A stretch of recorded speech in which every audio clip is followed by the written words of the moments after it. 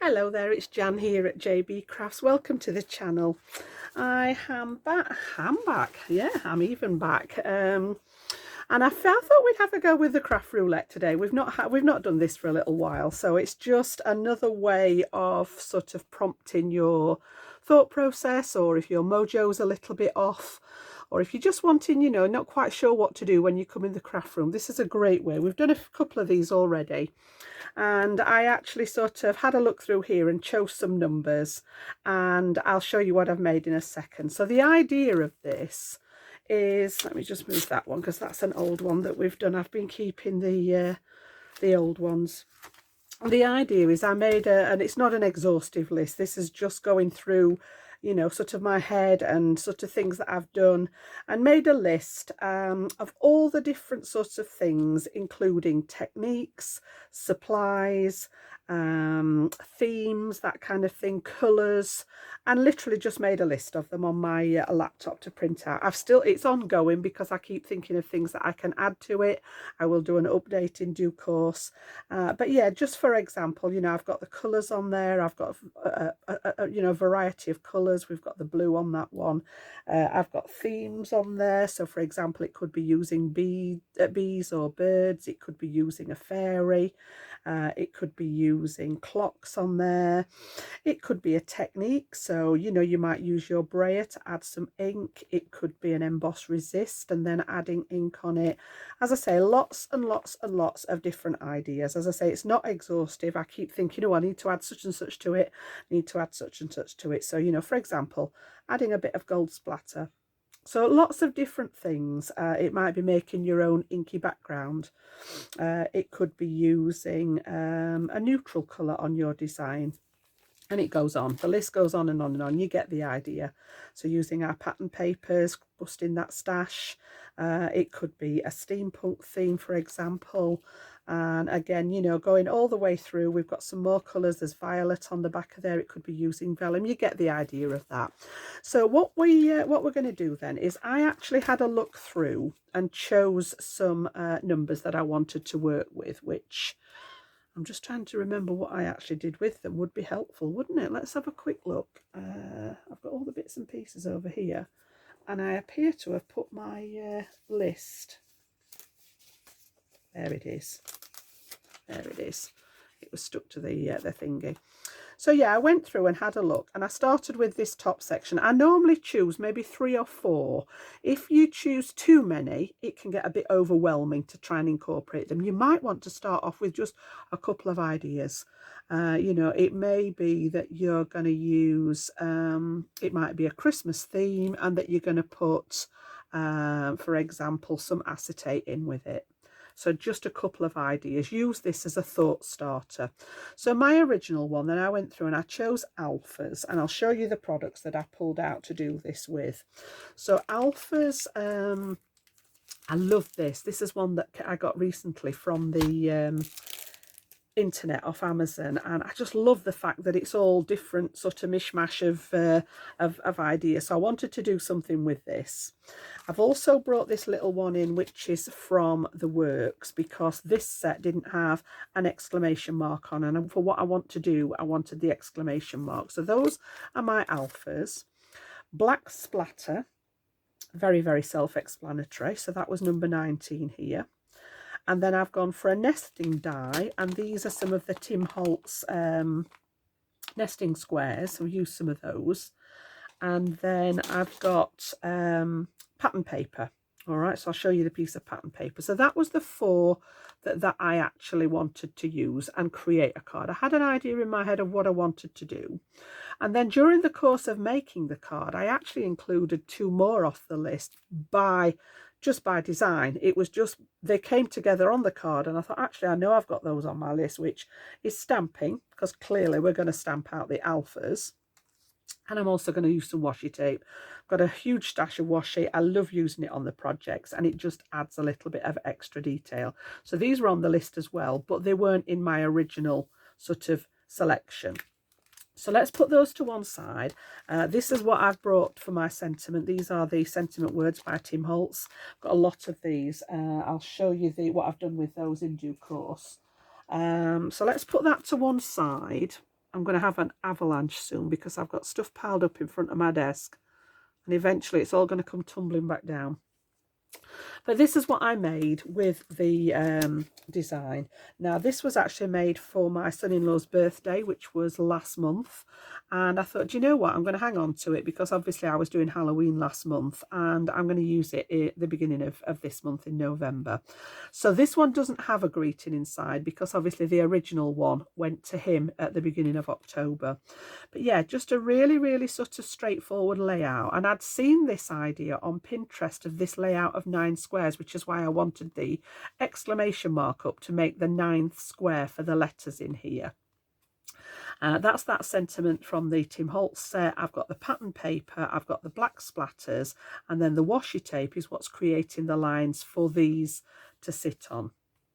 Okay, so it's a 6x6. This is a shop bought card, so it just measures the exact 6x6 there, you can see.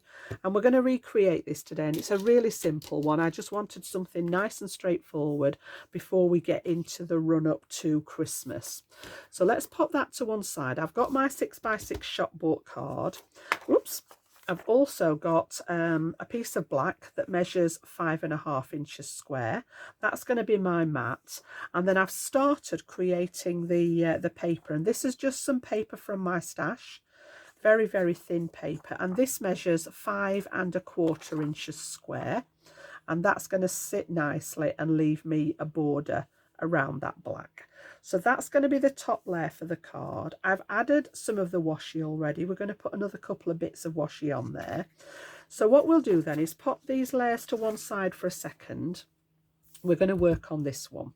So I've got a couple of washi tapes here. This is the one that I've already used with the grid on, that I've run across this area here. And what I did was position my squares. You may be able to see there are some little corner marks on here, which is what I'm going to use to get them all lined up.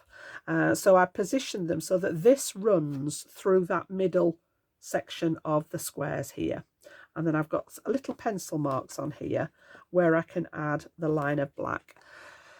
She says, yes, I think I have. I can see one there.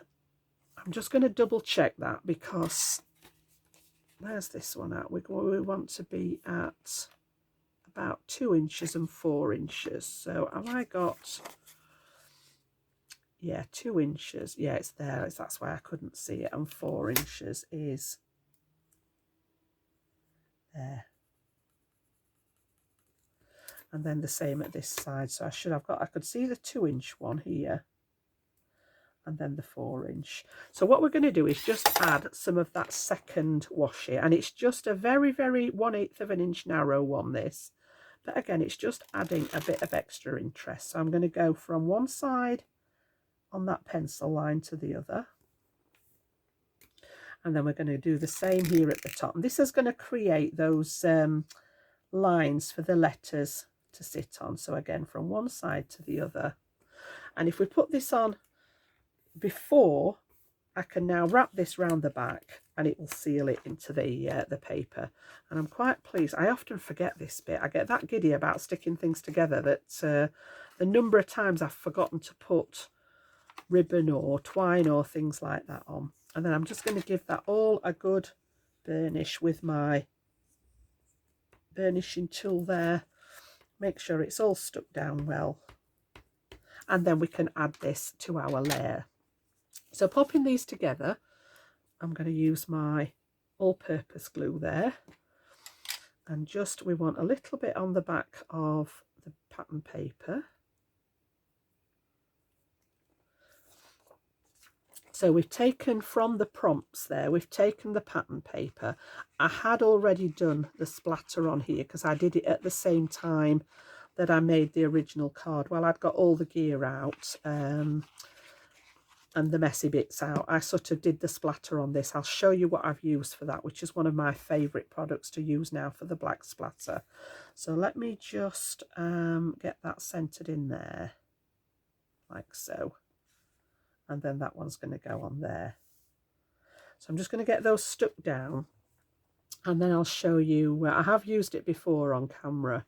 and I got approached last year by Sticks to Anything, the adhesive company, and they sent me some products to use last year during Halloween actually.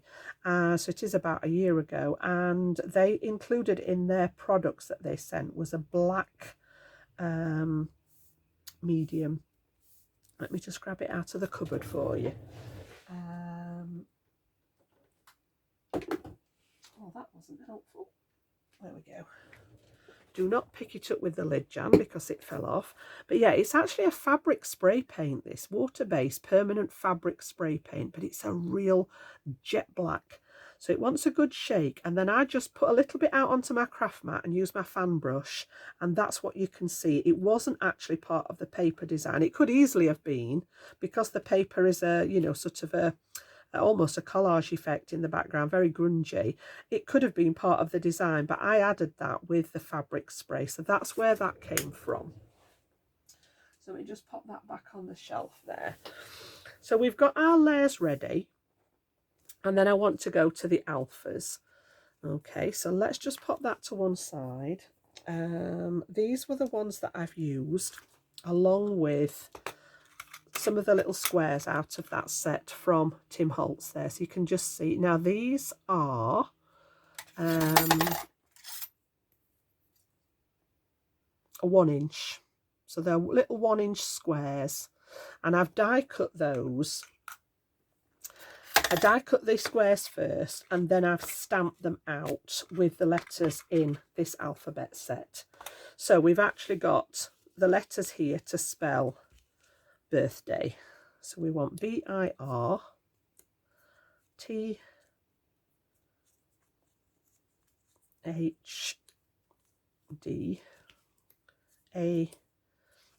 and then you can see where the exclamation mark came into play there with that other set, because there wasn't one in here.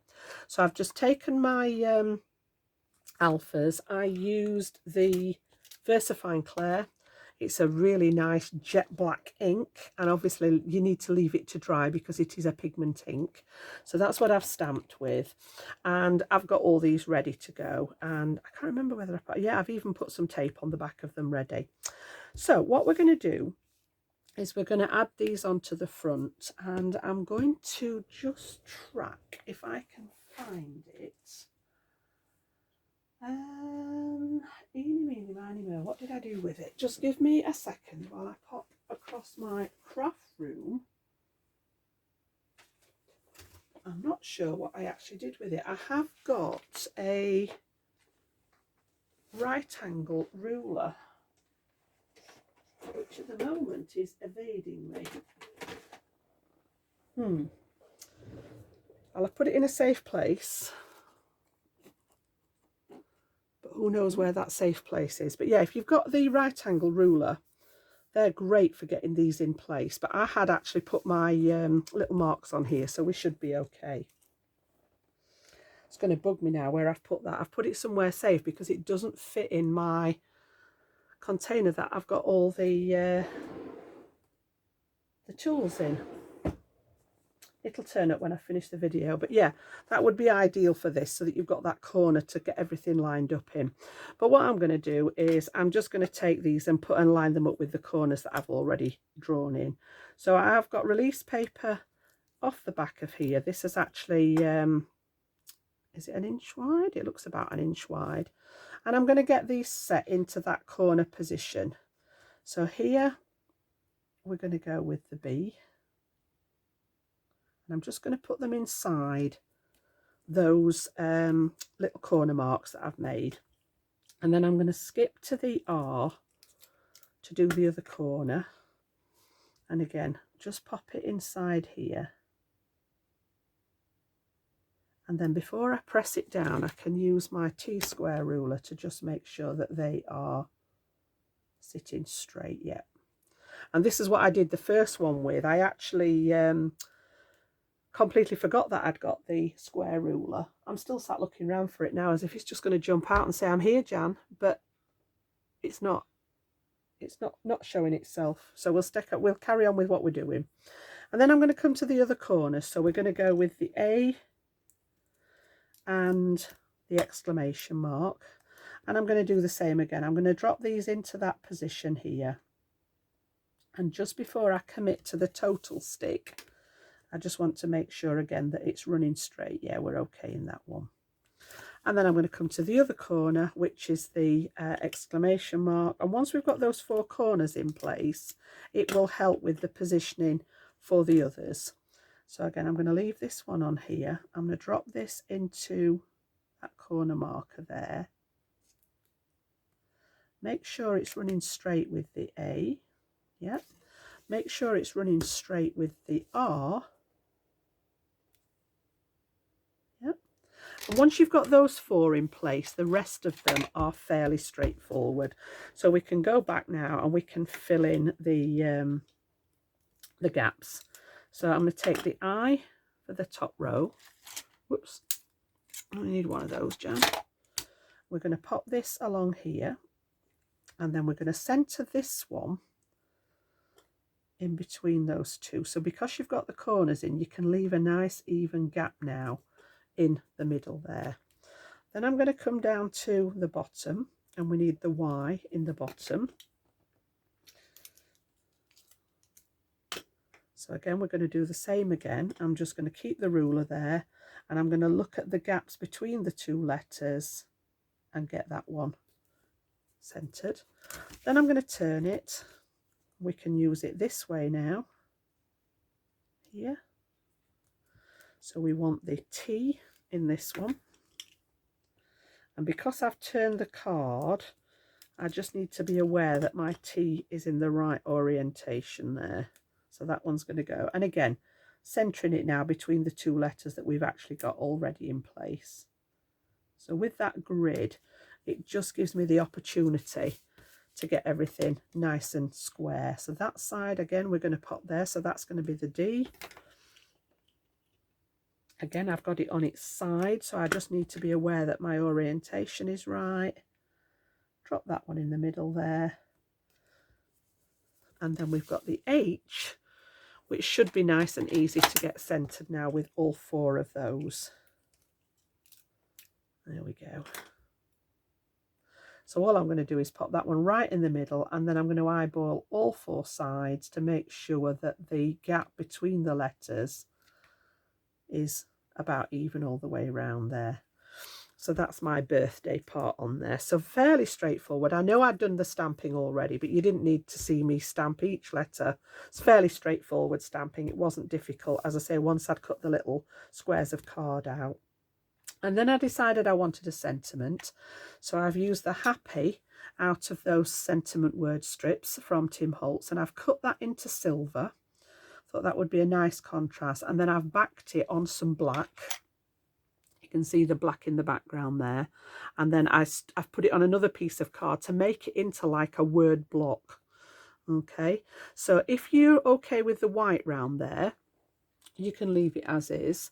But what I often use are my metallic markers here. I have these at the side of me with my alcohol pens, and they're great for just using the brush nib and going around the edges, because you know Jan and the OCD, if I've got white edges showing, I'm okay if it's onto white card, but if it's not on white card, I like to just finish it off with that last final detail, and it just adds to that kind of professional finish.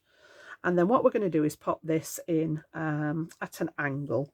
So I'm going to take away my release paper again. I've got some tape on the back of here just to make it nice quick video today. And then I want to pop this in at an angle like so. Maybe not quite as much as an angle. There we go. All right. And we've got a very, very quick card. Now, as I say, I know I'd already done the stamping, but it didn't take long to do the stamping. And this is actually the stamp set. It is all distressed. So all these little marks, because at first I thought, oh, have I smudged it? But all the little marks on here are actually part of the stamp set. They've all got extra little bits of, the H is quite square block, but the rest of them have got all these little bits of distress on, which I quite liked. It went with the grungy paper, the splatters and things like that. So if I bring my list of ideas from my Craft Roulette page again, we've used the alphas to do the birthday greeting. We've got the black splatter in the background that I showed you with that fabric paint. We use the little square nesting dies to cut the squares. And then we've used a piece of pattern paper in the background. And then, as I say, by default, without even really trying, obviously the stamping went together with the nesting dies, with the alphas, sorry. And then the washi tape I brought in just because I love using washi tape. So there were actually a couple more from that list, just purely by accident there. So I'm going to leave it at that today. I'm not going to do much more to that. The only thing that I added, of course, you know me well enough now, was the little silver, just to link this piece, because this was the only silver I had on the card. I've gone with the little silver beads here, and we've got a couple top corner, bottom corner, and then I've got 3 in the middle. So 2, 4, 5, 6, 7 still gives me an odd number, which I like, and it was just highlighting certain areas of it. And as I say, I haven't got a sentiment in this one. I did make an extra piece. I went round it with the silver pen again that I'd used on the outside of here, and stamped a greeting to write my message in for my son-in-law on the original card. So yeah, that's my design for today. As I say, nice and short and sweet for this one today. I've got to go and dig all the Christmas boxes out ready. In a week or so, we're going to start with the 12 days of Christmas, which will be 2 projects a week for 6 weeks leading up to Christmas, like I did last year. I'm looking forward to getting started on that. And I have got a couple of other things that I need to do for Christmas as well. Having got my 3rd little grandson this year, they all have a Christmas Eve box. And I've already got the box ready, but I need to decorate that for my little baby grandson. He won't really be old enough to understand it yet, but the boys have already got theirs. So yeah, he's got to get involved in that. So I've got that to decorate. I'm looking forward to that, getting all the Christmas gear out and getting ready for that. So yeah, I'm going to leave it there today. If you've enjoyed it today, I know it was a quick one, but if you've enjoyed it, give it a thumbs up for me, and I will see you back here very shortly for another upload, another tutorial. Bye bye now.